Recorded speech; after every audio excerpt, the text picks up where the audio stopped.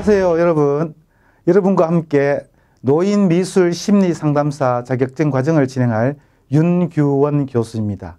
오늘 첫 시간에는 노인미술심리상담사 전체 과정에 대한 이해를 할 수 있는 오리엔테이션을 잠깐 진행을 하고, 그리고 오늘 1강인 노인미술의 이해에 대해서 살펴보도록 하겠습니다. 우선 노인미술심리상담사 과정은 전체 25강으로 구성되어 있습니다. 60% 이상 온라인 출석을 하셔야 되고요. 수강기간 4주 이내에 완료를 하셔야 합니다. 그리고 모든 과정이 끝나고 나면 온라인 필기시험으로 40문항에 100점 만점 60점 이상을 맞으셔야지 노인미술심리상담사 자격증을 취득하실 수 있습니다. 수업 구성에 대해서 간단하게 말씀드리겠습니다. 1강은 대략 25분 내외로 진행을 하고, 수업을 진행을 하게 되면 각 강의마다 학습 목표와 학습 내용에 대한 안내, 그리고 제가 본 강의를 진행을 합니다. 그 다음에 강의를 마치고 나면 오늘 학습한 내용에 대한 학습 내용을 정리하고 다음 차시에 어떤 과정을 진행할지, 그리고 준비물이 무엇인지에 대해서 제가 알려드리도록 하겠습니다. 그 다음 커리큘럼에 대해서 안내해 드리겠습니다.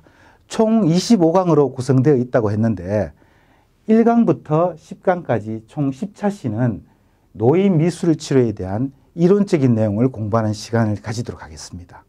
그리고 11강부터 20강까지 총 10차시는 노인미술치료에서 가장 중요한 심리검사와 평가에 대해서 직접 실습을 해보고 해석하는 과정을 가지도록 하겠습니다.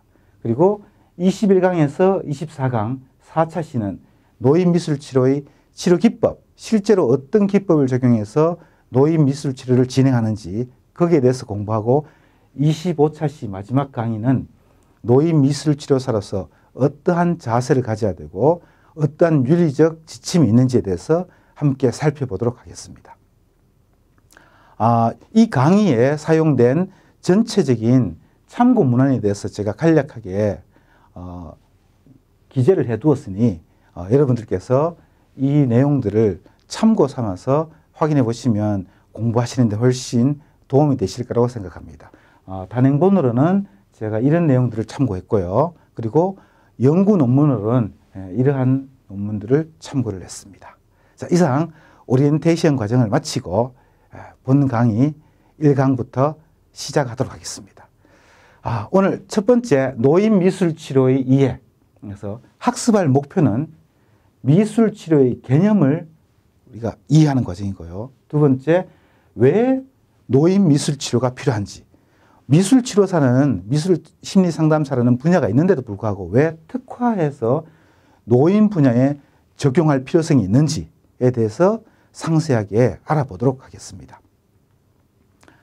학습할 내용은 총 4가지로 구성됩니다. 첫 번째, 미술치료가 무엇인가. 그리고 두 번째, 미술치료가 다른 심리치료에 비해서 어떤 장점이 있는지.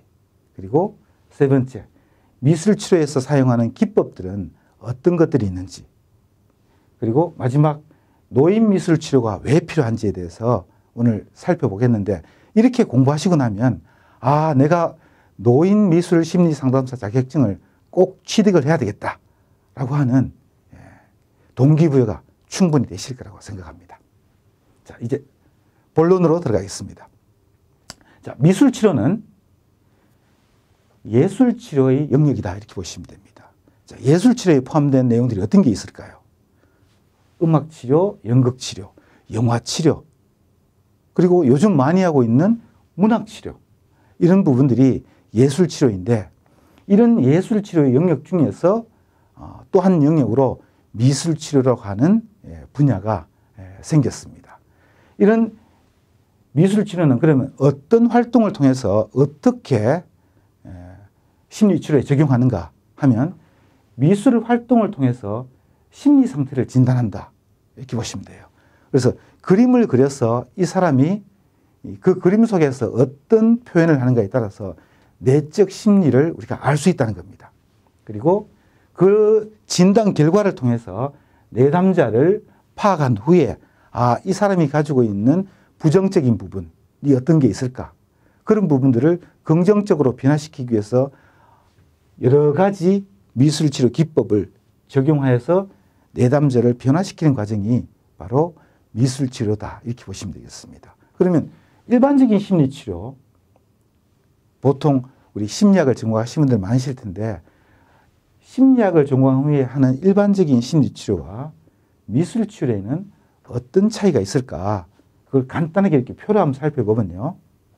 우선 일반적인 심리치료는 매체라는 것은 내가 어떠한 도구를 사용해서 심리 상담을 진행하는가 하는 것입니다. 그래서 매체가 언어, 말이라는 것입니다. 그래서 보통의 심리 상담은 상담사와 내담자가 서로 간에 언어적인 소통을 통해서 커뮤니케이션하는 과정이다. 이렇게 보시면 되고요. 미술치료에서는 매체가 바로 시각, 촉각이라는 것이죠. 그래서 우리가 눈을 통해서 보는 여러 가지 시각적인 대상들, 그리고 손을 통해서 우리가 피부를 통해서 느낄 수 있는 촉감, 이러한 매체를 사용해서 치료하는 심리 치료가 바로 미술 치료다 이렇게 보시면 되고, 목적은 우리가 심리 치료를 하게 되면 목적이 다 비슷할 거다라고 이렇게 생각할 수 있는데 진행하는 원리들이 약간씩 차이가 나게 됩니다. 일반적인 심리 치료에서는 마음의 변화라고 했습니다. 이건 뭐냐면 누군가가 어떤 대상에 대해서 인지를 하고 그 대상을 바라보고 있는데 똑같은 대상이라도 A라는 사람이 느끼는 거하고 B라는 사람이 느끼는 게 다를 수 있습니다. 그러면 A는 어떤 대상에 대해서 정상적으로 인지하고 반응을 정상적으로 했는데도 불구하고 B는 대부분 사람들이 정상적으로 느끼는 것에 대해서 부정적으로 비정상적으로 느낄 수도 있다는 거죠. 그래서 이러한 비정상적으로 인지하는 과정을 정상적으로 인지할 수 있도록 대다수의 사람처럼 마음을 변화시켜 주는 것이 일반적인 심리치료의 목적이다라고 하면 미술치료에서는 마음의 발달, 그 사람이 어떤 대상을 보고 부정적으로 느꼈다고 하면 긍정적으로 느낀 사람에 비해서 뭔가 잘못됐기 때문에 그렇게 느끼는 것이 아니라 이 사람의 마음이 발달이 아직 덜 됐다라고 보는 거예요. 그래서 성숙시켜주는 과정. 미술치료는 그 사람의 마음을 성숙시켜주는 과정이다. 이렇게 보시면 됩니다. 그래서 일반적인 심리치료와 미술치료는 그런 부분에서 좀 차이가 있다. 이렇게 이해하시면 될 거고요. 미술치료에서 사용하는 매체는 어떤 것이 있느냐. 조금 전에 매체가 다르다고 했는데 매체에서는 그리기 매체, 그리고 만들기 매체, 그리고 꾸미기 매체, 이렇게 크게 나눠볼 수 있습니다. 이러한 매체 부분에 대해서는 우리가 다음 차시 강의 때 또 자세하게 살펴보는 내용이 있으니까 그때 또 확인하도록 하겠습니다. 자, 이번에는 미술치료를 어떤 방식으로 분류하는 데에 대해서 한번 살펴보겠습니다. 미술치료는 여러 가지 방식으로 분류를 할 수 있는데 첫 번째, 발달 단계에 따라서, 그러니까 발달 단계란 건 그 내담자가 어떤 발달 단계 선상에 위치하고 있느냐를 확인해서 거기에 맞도록 적용하는 것이죠. 예를 들면 우리가 지금 배우고 있는 노인 미술치료는 노인들을 대상으로 한 것입니다. 그러면 발달 선상에서 노년기에 해당하신 분들한테 적용하는 거라시는 거죠. 그래서 발달 단계별로 보면 아동 청소년의 단계가 있을 거고 성인이 있을 거고 그리고 성인이 결혼을 해서 가족을 형성하겠죠. 또 그것도 하나의 발달 단계로 볼 수가 있습니다. 그리고 노인기에서 우리가 지금 배우고 있는 65세 이상의 노인들을 대상으로 한 치료, 그것이 바로 노인 미술 치료다 이렇게 보시면 되고요. 두 번째, 상담 이론에 따른 미술 치료. 미술 치료가 다른 사람이 보기에는 다 똑같아 보일 수 있습니다. 하지만 어떤 상담 이론을 적용해서 미술 치료를 하는가에 따라서 다양한 기법이 적용될 수 있어요.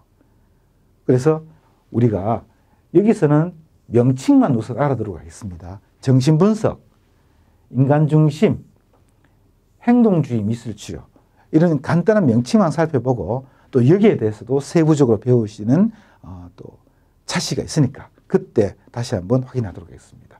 운영 방식이란 건 미술 치료를 1대1로 진행하는 개인 미술 치료 또는 여러 명이 함께 내담자가 참석해서 상담사가 진행하는 집단 미술 치료 이렇게 또 구분하기도 하고요. 보통의 노인 미술 치료에서는 물론 개인 미술 치료도 진행을 하지만 대부분은 노인 미술 치료에서는 집단 미술 치료를 많이 한다 이렇게 보시면 됩니다. 그러면 어떤 방식으로 운영하게 되는지 그 차이점에서도 배우게 되실 거고요. 운영 기간 미술 치료를 나는 오늘 하루만 하겠다 또는 10번을 하고 싶다 또는 1년을 하고 싶다라는 거는 여러 가지 사정에 따라서 정할 수가 있습니다. 그 사람의 어떤 상태라든가 요구사항에 따라서 정할 수가 있는데 그런 기간에 따른 차이도 단기, 장기 이렇게 또 구분할 수 있어요. 보통은 단기를 20회 이내로 할 경우에는 단기로 보고 20회 이상 할 경우에는 장기로 보통 구분하는데 상세한 내용은 다음에 또 뵈도록 하겠습니다. 5번째, 치료도구. 치료도구는 조금 전에 말씀드렸던 예술치료의 영역이 굉장히 다양합니다.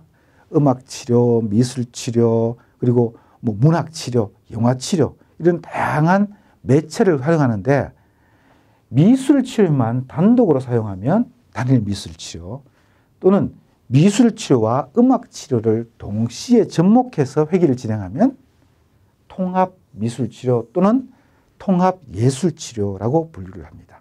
그런 부분에 대해서도 한번 살펴보는 시간이 있을 겁니다.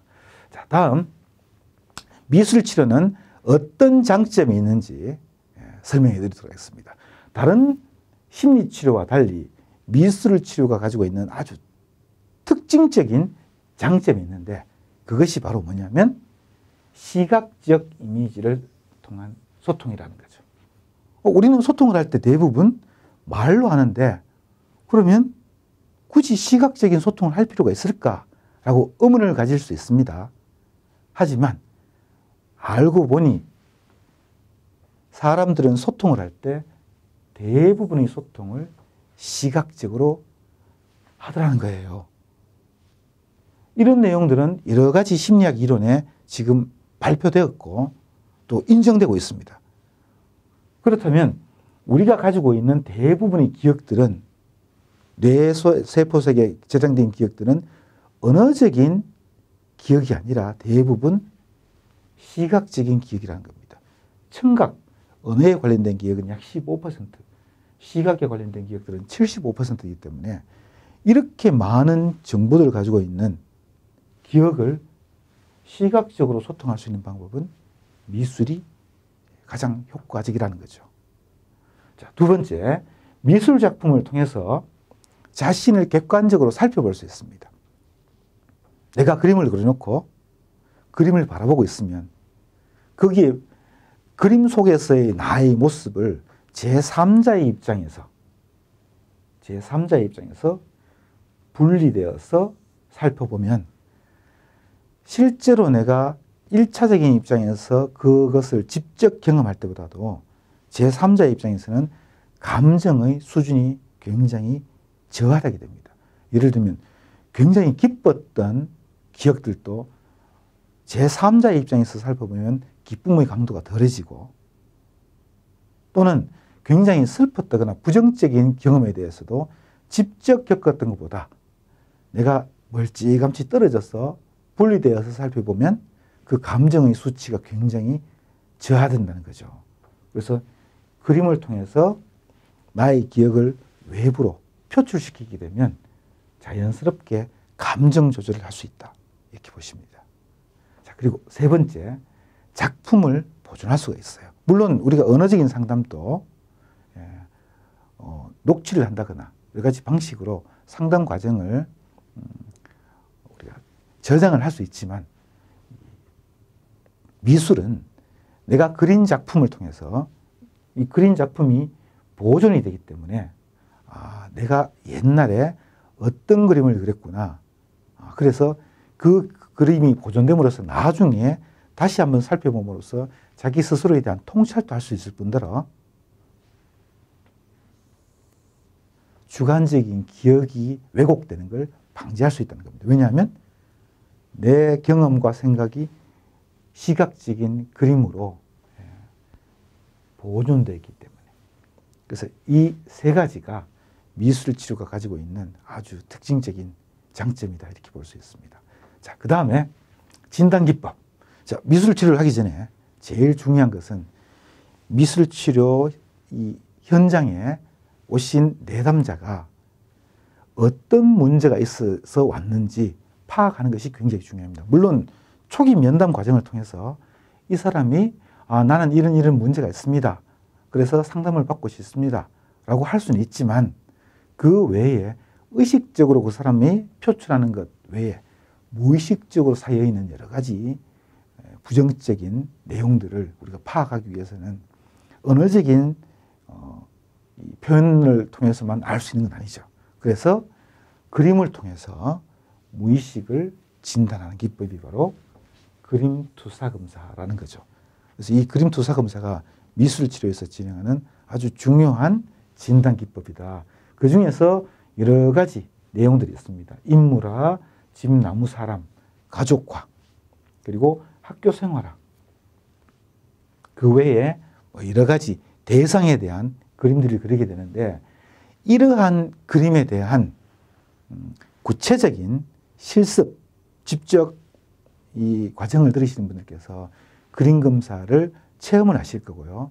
그 체험한 후에 어떻게 해석하는지에 대해서도 전반적으로 배울 기회가 있습니다. 그래서 제가 오리엔테이션 시간에 말씀드렸듯이 전체 1강부터 10강까지는 이론적인 부분을 배우고 11강부터 20강까지는 그림투사 검사를 직접 실습을 하고 해석하는 과정을 배운다고 하는데 각 차시마다 이러한 그림 검사 하나씩 실습한 내용에 대해서 해석하는 과정을 직접 다 배우시게 될 겁니다.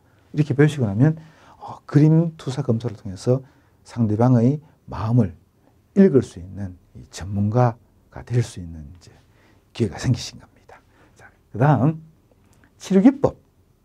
미술치료에서는 크게 기법을 두 가지로 구분합니다.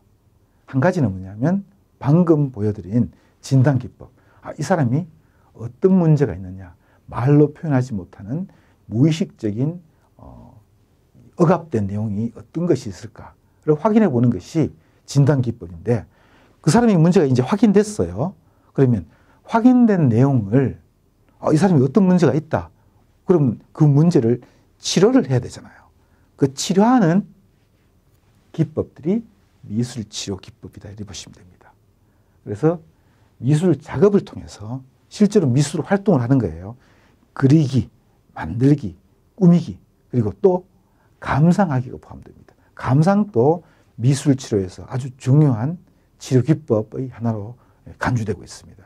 그래서 여기서 제가 이렇게 나열한 내용 치료 기법들은 이 사람이 가지고 있는 문제가 무엇이냐에 따라서 예를 들면 굉장히 의기소침해 있는 사람이다. 그러면 동기부여시켜야 되겠어. 그러면 동기부여시키기 위한 기법들.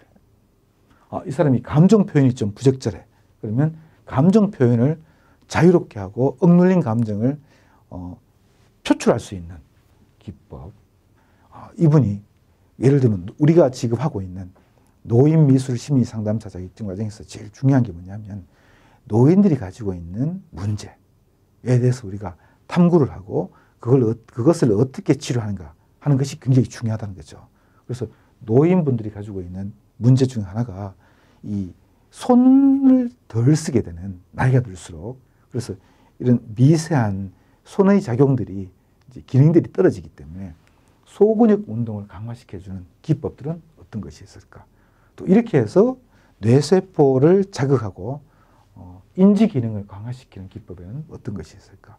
이런 여러 가지 목표를 가지고 치료 기법을 적용하는 과정들을 21차시부터 24차시까지 구체적으로 사례를 통해서 배우시게 될 겁니다. 그래서 여러분들께서 배우신 내용들을 직접 실습을 해보시면 이런 내용들이 심리상담사인 나의 몸과 마음에 체화되어서 이제 전문가로 재탄생하시게 될 거라고 생각합니다.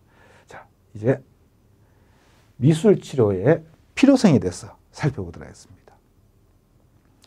어떤 일이든지 내가 그것을 왜 해야 되는지에 대해서 필요성을 알지 못하게 되면 동기부여가 되지 않습니다.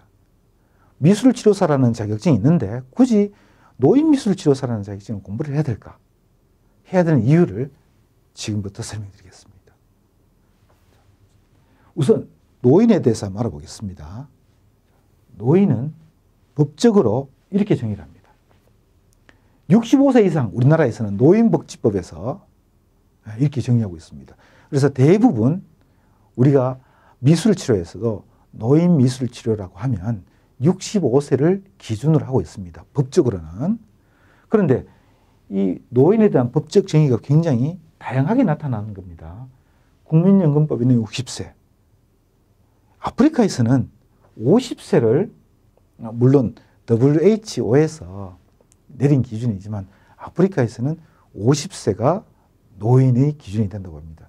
평균 수명이 우리나라보다도 훨씬 낮기 때문에 또 그런 차원에서 이렇게 정의했을 수도 있고 우리나라도 예전에 3, 40년 전만 하더라도 그때는 50세 이상이 되면 대부분 노인 대접을 사실은 받았었습니다. 근데 요즘은 우리 평균 수명이 많이 늘어나다 보니까 이제 70대이셨는데도 불구하고 이제 새로운 인생이 시작이다라고 하시는 분들이 많으세요. 그래서 뭐 개인에 따라서는 상대적으로 나이가 70세 이상이 되는데도 노인이 아닐 수도 있고 나이가 60세가 되는데도 노인의 여러 가지 의학적으로 노인의 어떤 특성을 보여주는 분도 계실 거예요. 하지만 우리가 법적으로는 보통 65세 이상을 노인이라고 한다. 이렇게 알고 계시면 되고 의학적으로 볼 때 우리 노인미술치료에서 하는 그 노인의 분류에서는 사실은 법적 정의보다 의학적 정의가 더 중요합니다. 자, 의학적으로 봤을 때는 우선 생식 기능이 저하되신 분, 그리고 두 번째 신진대사 기능이 저하되신 분. 그래서 이런 신진대사 기능은 어떤 신체 부위에 해당되느냐라고 하면 감각계, 근골격, 호흡기, 심혈관, 비뇨기, 소화기, 피부까지. 그래서 우리 노인이 되면 피부가 탱탱하던 피부가 좀 노화가 돼서 탄력이 떨어진다든가 하는 그런 경우를 볼 수 있는 겁니다. 그리고 다음 노년기의 발달적 특성에 대해서 한번 살펴보겠습니다. 미술치료를 구분하는 여러 가지 방식 중에 발달 단계에 따른 분류가 있다라고 조금 전에 봤습니다. 자, 유아기, 아동기, 청소년기가 있을 거고 이런 시기에 그 각각 발달 단계별로 어떤 특성이 나타나고 어떤 걸 성취해야 되는지 그런 과업이 사실은 생겨요. 예를 들면 청소년기에는 나란 무엇인가에 대해서 관심을 많이 가지게 되고 자아 정체성을 확립하는 것이 굉장히 중요한 발달 과제가 될 수 있습니다. 노년기에는 어떤 발달 과제들이 생기고 그리고 어떠한 변화들이 생기는지에 대해서 간단하게 살펴보도록 하겠습니다. 노년기는 우선 신체적인 변화가 뚜렷하게 나타납니다. 체력이 떨어질 거고 신진대사 기능이 굉장히 감소합니다. 그리고 오감의 감각적 기능이 둔화되기 때문에 시력도 감소하게 되고 청력도 감소하게 되고 이 촉감, 신체 촉감도 굉장히 둔화될 뿐더러 맛, 냄새에 맞는 기능들도 많이 저하되게 되죠. 두 번째로 사회적인 변화가 생깁니다. 사회적인 변화는 가장 우리가 쉽게 찾아볼 수 있는 것이 은퇴. 이제 나이가 들면 직장마다 은퇴 연령이 다르긴 하지만 은퇴를 하게 되고 그러므로 인해서 사회활동의 기회가 많이 폭이 줄어들게 됩니다. 다니던 직장도 안 다니게 되고 만나던 뭐 거래처 사람들도 안 만나게 되기 때문에 이 사회적 활동의 폭도 굉장히 줄어들게 되고 또 더구나 사회적 활동을 하지 않기 때문에 직장을 안 다니게 되면 수입이 감소할 수밖에 없습니다. 이런 여러 가지 이유로 인해서 사회적인 위치가 변하게 됩니다. 얼마 전까지는 어떤 회사의 이사님이었고 부장님이었고 차장님이셨는데 은퇴를 하고 나니까 이제 그냥 동네 아저씨가 됐어요. 이런 사회적인 변화가 어떤 부분에 영향을 미치느냐면 바로 마음에 영향을 미치는 거죠. 나 어제까지는 굉장히 잘 나가던 사람이었는데 이제는 사람들이 나하고 같이 놀아주질 않네. 예전처럼 나를 대우해주지 않네. 이런 마음들이 생기게 되면 심리적으로 영향을 미치게 됩니다. 가장 큰 분야가 바로 성격의 변화. 우울감이 오겠죠.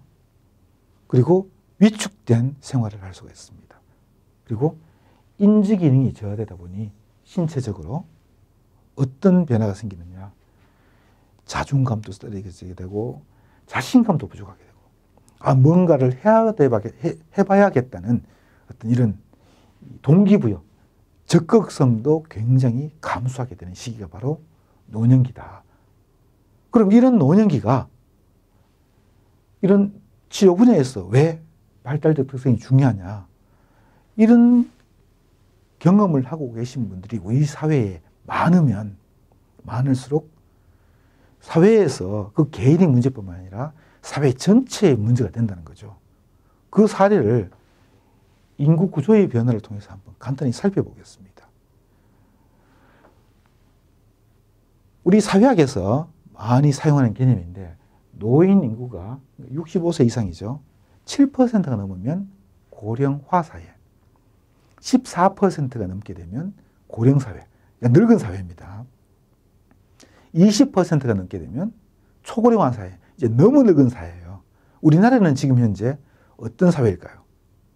우리나라는 올해 2018년에 벌써 65세 이상의 노인 인구가 14.3% 고령사회에 진입했습니다. 다른 외국의 사례를 살펴보면 일본은 7%에서 14%까지 오는 이 진입 기간이 24년, 독일은 40년, 미국은 72년이 걸렸습니다. 그런데 우리나라는 불과 18년 만에 고령화 사회에서 고령사회로 진입을 했습니다. 이것보다 더 놀라운 사실은 14.4%에서 20%로 가는 초고령사회로 진입하는 시기가 2026년으로 지금 예상되고 있습니다. 이건 무엇을 말하느냐? 우리 사회의 노인 문제가 이제 더 이상 개인의 문제가 아닌 사회 전체의 문제가 되어가고 있다는 것입니다. 전체 인구에서 차지하는 노인 인구 비율이 20%, 5명 중에 1명이 노인이라는 얘기죠. 생산력은 그만큼 감소될 것이고 우울감이 증가한 집단은 그만큼 감소될 것이고 증가할 것이고 그리고 사회성이 떨어지면서 자존감이 하락한 집단이 그만큼 증가하게 되면 우리 사회 전체에 영향을 줄 수 있습니다. 가족 체계에도 영향을 줄 수 있겠죠.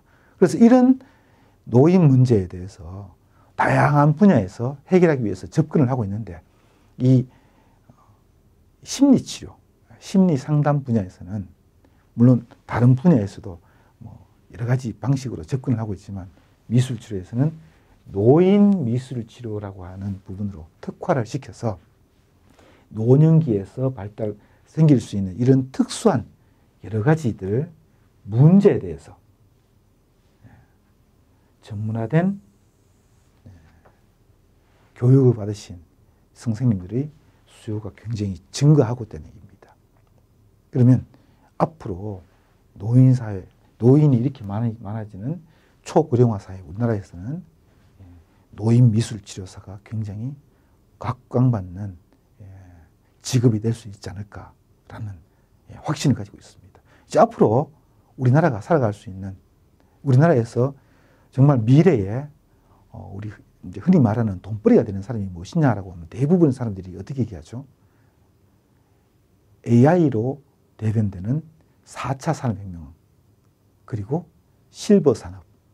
그 실버 산업의 한 축을 노인미술치료가 담당하고 있다는 것입니다. 그래서 여러분들의 역할이 아주 중요한 시기가 왔습니다.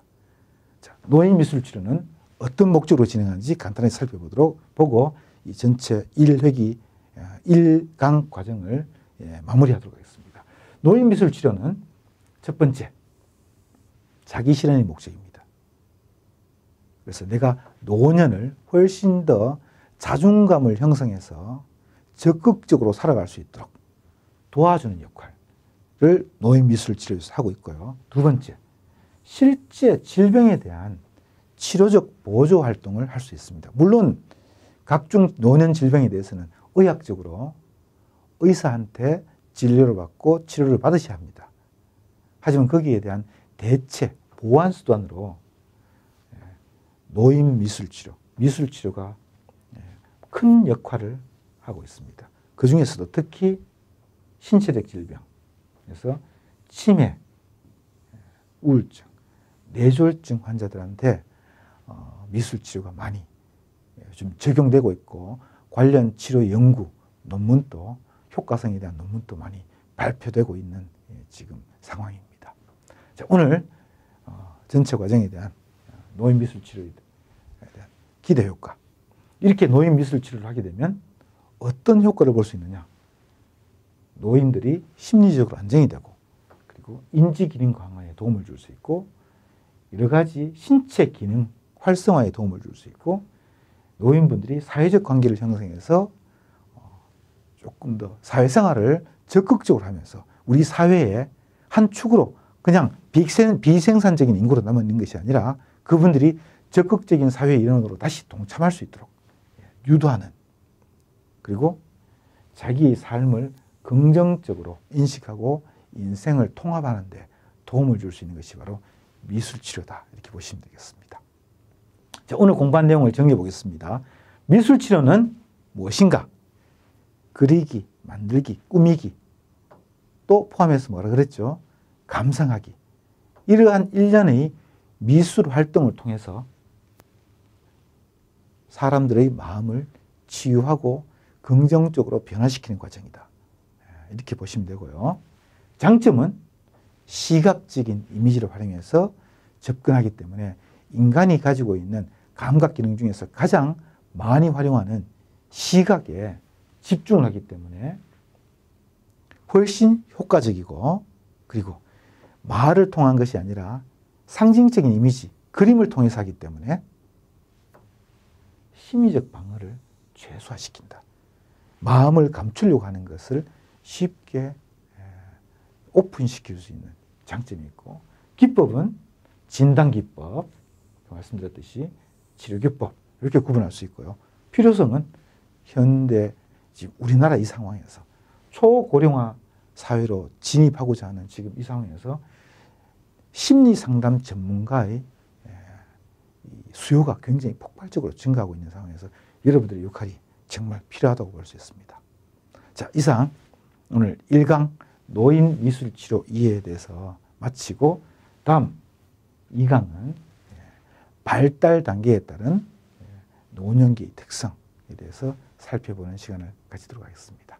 수고하셨습니다. 마치겠습니다.